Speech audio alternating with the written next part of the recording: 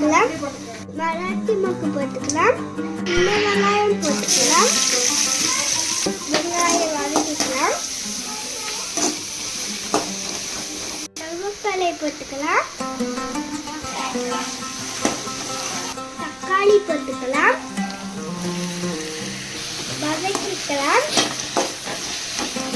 பச்சை மிளகாய் போட்டுக்கலாம். இஞ்சி பூண்டு போட்டுக்கலாம்.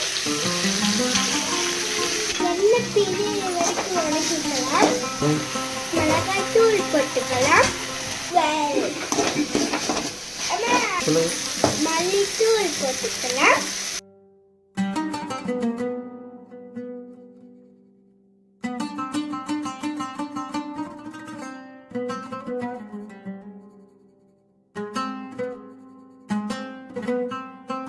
மட்டன் வேக வச்சு தண்ணி ஊற்றிக்கலாம். புதினா கொத்தமல்லி போட்டுக்கலாம். உப்பு போட்டுக்கலாம். 10 நிமிஷம் வேக வச்சுக்கலாம். மட்டன் சுக்கா ரெடி.